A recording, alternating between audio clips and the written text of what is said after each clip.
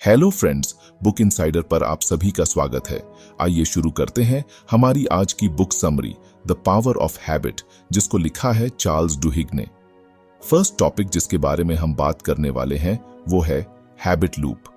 हम जानेंगे कि हैबिट लूप कैसे काम करता है। हम इसमें हैबिट को परफॉर्म करने की प्रोसेस के बारे में जानेंगे। तो बेसिकली इसमें 3 स्टेप होते हैं। पहला है क्यू। क्यू का मतलब होता है कोई सिग्नल या इशारा। क्यू ही वो ट्रिगर पॉइंट होते हैं जिससे हमारी हैबिट स्टार्ट होती है। क्यू इंटरनल भी हो सकते हैं जैसे इमोशन और थॉट्स, और एक्सटर्नल भी हो सकते हैं जैसे time of day, people, places. ये सारी चीजें एक रिमाइंडर की तरह काम करती है जो हमें आदत बनाने में मदद करती है।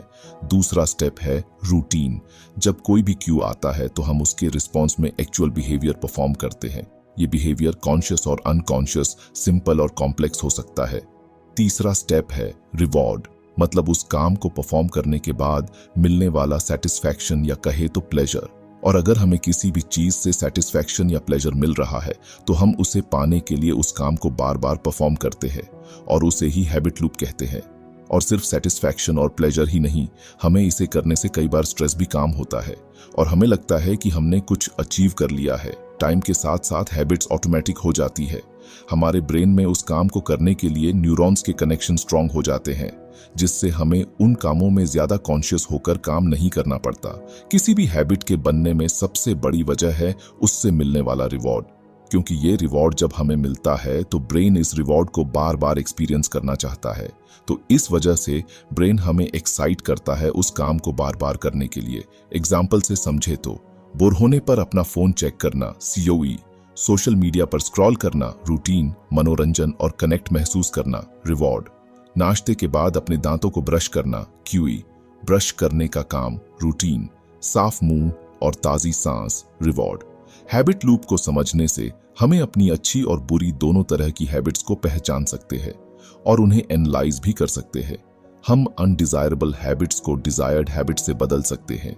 कंपनियां और ऑर्गेनाइजेशन भी इसका यूज कर सकती हैं अपने कस्टमर को लॉयल बनाने के लिए। लालसा यानी क्रेविंग के कंसेप्ट को भी हम समझेंगे, जो क्यू से ट्रिगर एक फिजिकल और साइकोलॉजिकल रिक्वेस्ट है। लालसाएं इच्छाओं के जैसी नहीं हैं, वे ज्यादा प्रिमिटिव हैं और उनको रोकना मुश्किल हो सकता है। लालसा को समझने से हमें हैबिट से बाहर निकलने और अपने कामों के बारे में कॉन्शियस चॉइस चुनने में मदद मिल सकती है। किसी भी हैबिट को अगर आपको बदलना है तो आपको पहले उससे मिलने वाले रिवॉर्ड और डिजायर को समझना होगा। रूटीन को बदल के आप किसी भी हैबिट को नहीं बदल सकते। आप पहले इस हैबिट से मिलने वाले डिजायर का पता लगाए, फिर उस टाइप की कोई अच्छी हैबिट का पता लगाए जिससे आपको ऐसा ही डिजायर मिलेगा। इसके बाद आप आसानी से अपनी हैबिट को रिप्लेस कर सकते हैं। डुहिग का कहना है कि केवल क्यू, रूटीन, रिवॉर्ड लूप को समझना नई आदतें बनाने के लिए सफिशिएंट नहीं है। हमें एक लालसा, एक सबकॉन्शियस डिजायर को बनाने की जरूरत है जो हमें हैबिट के जाल में धकेलती है। यूजीन पॉली, एक भूलने की बीमारी वाला रोगी जिसने नई यादें बनाने की कैपेसिटी खो दी, लेकिन सरप्राइजिंगली ब्रेन के रिवॉर्ड सेंटर स्ट्रेटम से नई हैबिट्स बनाने और एग्जीक्यूट करने की कैपेसिटी बनाए रखी। क्लाउड हॉपकिंस, एक लीडिंग एडवर्टाइजिंग गुरु जो लालसा में हेरफेर करने की पावर को समझते थे, उन्होंने पेप्सोडेंट टूथपेस्ट जैसे प्रोडक्ट्स को ड्राई माउथ या चमकते दांतों वाले किसी इंसान को देखने जैसे स्पेसिफिक क्यू के साथ जोड़ा, जिससे ताजी सांस और सोशल एक्सेप्टेंस के रिवॉर्ड के लिए एक लालसा पैदा की। आइए जानते हैं कि कैसे हम इसे नई हैबिट बनाने के लिए यूज कर सकते हैं। सबसे पहले आपको डिजायर को पहचानना होगा। किसी भी हैबिट के पीछे एक डीप डिजायर होता है। फॉर एग्जाम्पल, आप एक्सरसाइज करते हैं तो इसके पीछे डीप डिजायर सिर्फ ये नहीं होता कि आपको अच्छी बॉडी चाहिए। आप कॉन्फिडेंट दिखाना चाहते हैं, आप अच्छा दिखना चाहते हैं, तो ये आपका डीप डिजायर हो गया। तो आपको पहले अपने डीप डिजायर को समझना होगा जो आपको नई हैबिट के लिए मोटिवेट करेगा। अगला स्टेप है कि आपको रिवॉर्ड का पता लगाना है जो लालसा को जगाए आपके अंदर। आपको नई हैबिट को रिवॉर्ड से जोड़ना होगा जिससे डोपामिन का रिलीज बढ़ेगा। डोपामिन एक केमिकल होता है ब्रेन में। जब भी ये रिलीज होता है हमें प्लेजर और अच्छा फील होता है, जैसे कोई गेम में हमें जीतने पर और कॉइन्स मिलते हैं या आगे की लेवल्स अनलॉक होती है। अब अगली स्टेप में आपको अपने डिजायर्ड रिवॉर्ड को नई हैबिट के साथ जोड़ना होगा, जिससे आपका ब्रेन धीरे धीरे उस रिवॉर्ड के लिए डोपामिन रिलीज करना स्टार्ट कर देगा और आपकी भी वो हैबिट बन जाएगी। हम अब बात करने वाले हैं the golden rule of habit change के बारे में। ये एक रेवोल्यूशनरी प्रिंसिपल है जो हमें हमारे बिहेवियर को बदलने के लिए एक रोड मैप बनाता है। इसे इस तरह से सोचें, आदतें आपके ब्रेन में घिसे पिटे रास्तों की तरह हैं। क्यू को ट्रिगर करता है, उदाहरण के लिए तनाव महसूस करना। रूटीन हैबिचुअल रिस्पॉन्स है, उदाहरण के लिए धूम्रपान। और रिवॉर्ड है, उदाहरण के लिए शांत अनुभूति। रूल बताता है कि रास्ते को पूरी तरह मिटाने के बजाय आप उसे मोड़ सकते हैं। क्यू और रिवॉर्ड भी वही दें। पहचानें कि अनडिजायर्ड आदत किस कारण से पैदा होती है और इससे क्या एहसास होता है। चेंज रूटीन, हैबिचुअल एक्शन को एक नए एक्शन से बदलें जो उसी ओरिजिनल डिजायर को स्वस्थ तरीके से सेटिस्फाइड करती हो। उदाहरण के लिए तनाव से राहत के लिए धूम्रपान करने के बजाय रनिंग या गहरी सांस लेने की प्रैक्टिस करें। ये आसान नहीं होगा पर होगा जरूर। अब हम बात करेंगे कीस्टोन आदतें की। ये क्या है? कीस्टोन आदतें ऐसी आदतें हैं जो दूसरी आदतों को अफेक्ट करती हैं। वो एक छोटी सी आदत हो सकती है लेकिन वे बड़े बदलाव ला सकती हैं। कीस्टोन आदतों के कुछ एग्जाम्पल जैसे exercising regularly, sleep well to meditate, managing time. अब जानते हैं कीस्टोन आदतें कैसे काम करती हैं। कीस्टोन आदतें एक दूसरे से जुड़ी हुई हैं। एक आदत में बदलाव करने से दूसरी आदतों में भी बदलाव हो सकता है। एग्जाम्पल के लिए, अगर आप रेगुलरली एक्सरसाइज करना शुरू करते हैं तो आपके पास ज्यादा एनर्जी होगी और आप बेहतर नींद लेंगे। इससे आपको फोकस करने और ज्यादा प्रोडक्टिव होने की संभावना बढ़ जाएगी। अब कीस्टोन आदतें कैसे चुनें? कीस्टोन आदतें चुनते समय कुछ बातों पर विचार करें। वह आदत क्या है जो आप बदलना चाहते हैं? वह आदत आपके जीवन में क्या बदलाव ला सकती है? वह आदत आपके लिए कितनी जरूरी है? कीस्टोन आदतों को कैसे अप्लाई करें? कीस्टोन आदतों को अप्लाई करने के लिए धीरे धीरे शुरू करें और धीरे धीरे बढ़ें। अपनी आदतों को ट्रैक करने के लिए एक सिस्टम डेवलप करें और खुद को रिवॉर्ड दें जब आप सफल हों। कीस्टोन आदतों के फायदे जानते हैं। कीस्टोन आदतों के कई फायदे हैं जिनमें शामिल हैं better health, better mental health, greater productivity, better relationship. Keystone आदतें एक पावरफुल टूल हो सकती हैं जो आपके जीवन को बेहतर बनाने में मदद कर सकती हैं। एक छोटी सी आदत में बदलाव करके आप बड़े बदलाव ला सकते हैं। चार्ल्स डुहिग स्टारबक्स के सफलता के सीक्रेट को समझने की कोशिश करते हैं। वह देखते हैं कि कंपनी अपने एम्प्लॉइज को सफल होने के लिए जरूरी स्किल सिखाने में बहुत इन्वेस्टमेंट करती है और इन स्किल्स में से एक विल पावर है। डुहिग विल पावर को as a limited resource describe करते हैं, जिसका मतलब है कि आप इसे सिर्फ एक लिमिटेड क्वांटिटी में यूज कर सकते हैं। जब आपका विल पावर कम होता है तो आपके पास डिफिकल्ट डिसीजंस लेने या चैलेंजिंग टास्क्स को पूरा करने की पॉसिबिलिटी कम होती है। स्टारबक्स अपने एम्प्लॉइज को विल पावर को ऑटोमेटिक करने के लिए सिखाता है। इसका मतलब है कि वे अपने एम्प्लॉइज को ऐसी आदतें सिखाते हैं जो उन्हें विल पावर का यूज करने की जरूरत के बिना डिफिकल्ट टास्क्स को पूरा करने में मदद करती हैं। अगर आपको हमारी बुक समरी अच्छी लग रही है तो बुक इनसाइडर को सब्सक्राइब करना न भूलें। स्टारबक्स के कर्मचारियों को सिखाई जाने वाली कुछ आदतें हैं। सुबह जल्दी उठना और तैयार होना। ऐसा करने से आपके पास दिन के लिए ज्यादा टाइम एंड एनर्जी होगी। अपनी प्लान्स को पहले से बनाना और उनका पालन करना। ऐसा करने से आप ज्यादा प्रोडक्टिव होंगे और डिस्ट्रैक्टेड होने की संभावना कम होगी। रेगुलरली एक्सरसाइज करना। एक्सरसाइज विल पावर को बढ़ाने में मदद करता है। Eating a healthy diet. Healthy diet आपको एनर्जेटिक और फोकस रहने में मदद करता है। ये आदतें स्टारबक्स के एम्प्लॉइज को ज्यादा सफल होने में मदद करती हैं। वे अपने एम्प्लॉइज को डिफिकल्ट टास्क्स को पूरा करने के लिए जरूरी विल पावर और एनर्जी देते हैं।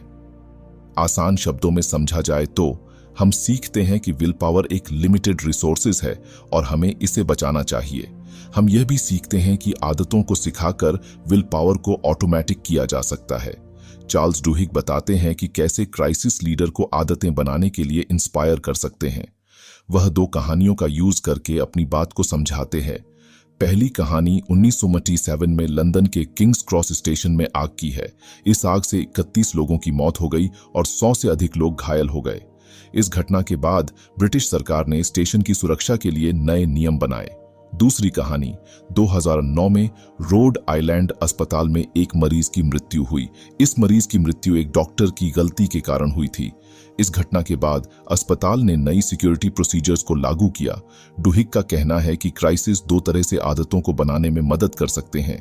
पहला तरीका है कि वे लोगों को यह समझने के लिए इंस्पायर कर सकते हैं कि बदलाव की जरूरत है।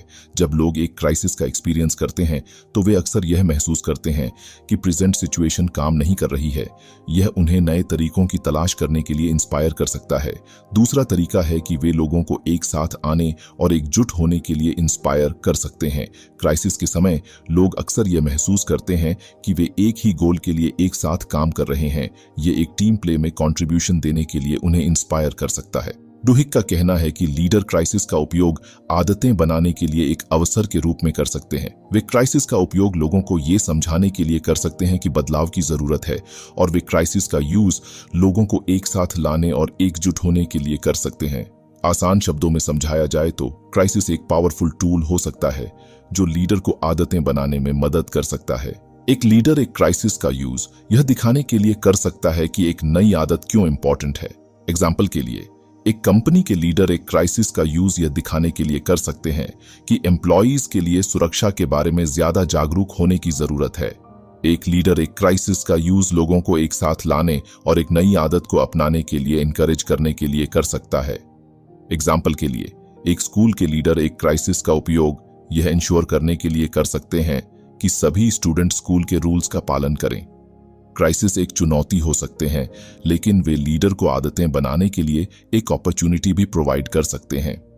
लीडर क्राइसिस का यूज लोगों को यह समझाने के लिए कर सकते हैं कि बदलाव की जरूरत है, और वे क्राइसिस का यूज लोगों को एक साथ लाने और एकजुट होने के लिए कर सकते हैं। अब हम जानेंगे कि कंपनी कैसे पता लगाती है कि हम क्या खरीदने वाले हैं।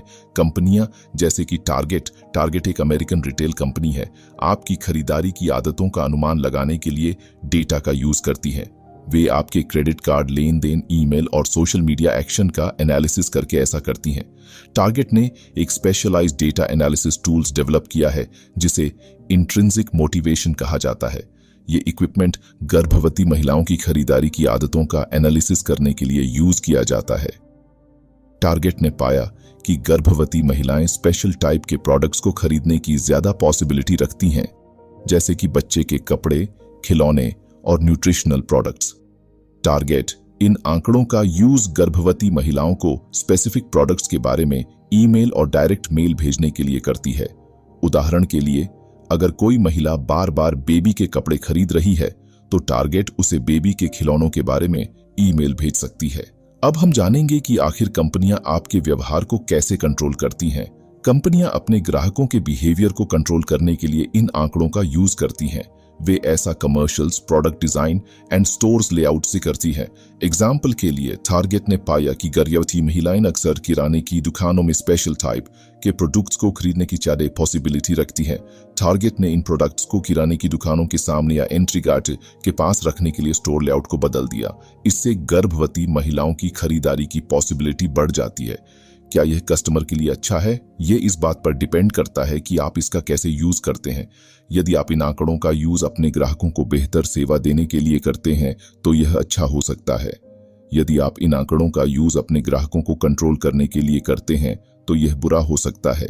आप इन आंकड़ों का यूज कैसे कर सकते हैं? आप इन आंकड़ों का यूज अपने खुद के बिहेवियर को बेहतर ढंग से समझने के लिए कर सकते हैं। आप यह भी देख सकते हैं कि कंपनियां आपके बिहेवियर को कैसे अफेक्ट कर रही हैं। अपने क्रेडिट कार्ड बिलों और ईमेल को ट्रैक करें। इससे आपको यह पता चल जाएगा कि आप किस पर पैसा खर्च कर रहे हैं और आपके पास क्या इंटरेस्ट है। अपने सोशल मीडिया एक्शन को देखें। इससे आपको यह पता चल जाएगा कि आप किन सब्जेक्ट्स के बारे में इंटरेस्ट रखते हैं। कंपनियों के कमर्शियल्स पर ध्यान दें। इससे आपको यह पता चल जाएगा कि वे आपके बारे में क्या जानते हैं और वे आपके साथ कैसे जुड़ने की कोशिश कर रहे हैं। इन आंकड़ों को समझने से आपको अपने बिहेवियर को मोर अवेयरली कंट्रोल करने में मदद मिल सकती है। अब हम जानेंगे कि कैसे आंदोलन होते हैं। सैडलबैक चर्च और मोंटगोमरी बस बॉयकॉट। चार्ल्स डुहिग सोशल मूवमेंट्स को समझने के लिए हैबिट्स के प्रिंसिपल का यूज करता है। वह दो अलग अलग आंदोलनों की स्टडी करता है, the growth of saddleback church and the Montgomery बस बॉयकॉट। सैडलबैक चर्च एक ईसाई चर्च है जिसकी एस्टैब्लिशमेंट 1980 में रॉबर्ट ए ह्यूज ने की थी। ह्यूज ने चर्च के डेवलपमेंट के लिए एक प्लान बनाया जिसने कई आदतों पर फोकस किया। कम्युनिटी, चर्च ने छोटी लोकल कम्युनिटीज पर फोकस किया ताकि लोगों को एक दूसरे से जुड़ने और एक दूसरे का सपोर्ट करने में मदद मिल सके। लीडरशिप, चर्च ने लोगों को लीडरशिप के डेवलपमेंट की अपॉर्चुनिटी दिए ताकि वे अपने कम्युनिटीज में पॉजिटिव बदलाव ला सकें। एजुकेशन, चर्च ने लोगों को रिलीजियस एजुकेशन दी ताकि वे अपने बिलीव्स को समझ सकें और उन्हें अपने जीवन में अप्लाई कर सकें। इन आदतों ने सैडलबैक चर्च को एक सक्सेसफुल मूवमेंट में बदल दिया। चर्च में आज लाखों मेंबर हैं और यह दुनिया भर में कई अदर चर्चों के लिए इंस्पिरेशन है। मॉन्टगोमरी बस बॉयकॉट एक सिविल राइट्स मूवमेंट था जिसने 1953 से 1956 तक मॉन्टगोमरी, अल्बामा में बसों में रंगभेद को खत्म करने के लिए संघर्ष किया। आंदोलन की शुरुआत तब हुई जब रोजा पार्क्स, एक ब्लैक महिला, ने बस में एक सफेद आदमी को अपनी सीट देने से इनकार कर दिया। बॉयकॉट को सफल बनाने के लिए सिविल राइट्स एक्टिविस्ट्स ने कई आदतों पर फोकस किया। ऑर्गेनाइजेशन, वर्कर्स ने एक मजबूत ऑर्गेनाइजेशन बनाया जो लोगों को एक साथ ला सकता था और उन्हें इंस्पायर कर सकता था। टॉलरेंस, वर्कर्स ने टॉलरेंस और समझ के साथ एक दूसरे का सपोर्ट किया। डिसिप्लिन, वर्कर्स ने डिसिप्लिन बनाए रखा और आंदोलन के गोल्स पर फोकस किया। इन आदतों ने मॉन्टगोमरी बस बॉयकॉट को सफल बनाने में मदद की। 1956 में अमेरिकी सुप्रीम कोर्ट ने बसों में रंगभेद को इलीगल घोषित कर दिया। अगर आपको हमारी बुक समरी अच्छी लग रही है तो बुक इनसाइडर को सब्सक्राइब करना न भूलें। चार्ल्स डुहिग का कहना है कि सोशल मूवमेंट्स को सफल बनाने के लिए लोगों को एक साथ लाना और उन्हें एक समान गोल के लिए इंस्पायर करना जरूरी है। आदतें एक पावरफुल टूल हो सकती हैं जो लोगों को एक साथ ला सकती हैं और उन्हें एक दूसरे का सपोर्ट करने के लिए इंस्पायर कर सकती हैं। यदि आप एक सोशल मूवमेंट शुरू करना चाहते हैं तो अपने गोल को क्लियरली डिफाइन करें। आप क्या बदलना चाहते हैं? एक मजबूत ऑर्गेनाइजेशन बनाएं। लोगों को एक साथ लाने के लिए आपको एक मजबूत ऑर्गेनाइजेशन की जरूरत होगी। टॉलरेंस और समझ को बढ़ावा दें। लोगों को एक दूसरे का समर्थन करने के लिए आपको टॉलरेंस और समझ को बढ़ावा देने की जरूरत होगी। डिसिप्लिन बनाए रखें। अपने गोल पर फोकस करने के लिए आपको डिसिप्लिन बनाए रखने की जरूरत होगी। आदतों का उपयोग करके आप एक सोशल मूवमेंट शुरू कर सकते हैं जो असल में बदलाव ला सकता है। चार्ल्स डुहिग आदतों और इच्छा की कॉम्प्लेक्स नेचर की पड़ताल करते हैं। वे कहते हैं कि आदतें हमारे बिहेवियर को कंट्रोल करने में इंपॉर्टेंट भूमिका निभाती हैं, लेकिन इसका मतलब यह नहीं है कि हम अपनी आदतों के लिए पूरी तरह से जिम्मेदार नहीं हैं। आदतों के बारे में कुछ बुनियादी बातें। आदतें हैं जो हम बार बार करते हैं। आदतें आमतौर पर एक फास्ट साइकिल से बनती हैं। इंडिकेटर, यह वह चीज है जो हमें आदत को शुरू करने के लिए इंस्पायर करती है। प्रैक्टिस, यह वह चीज है जो हम वास्तव में करते हैं। रिवॉर्ड, यह वह चीज है जो हमें आदत को दोहराने के लिए इंकरेज करती है।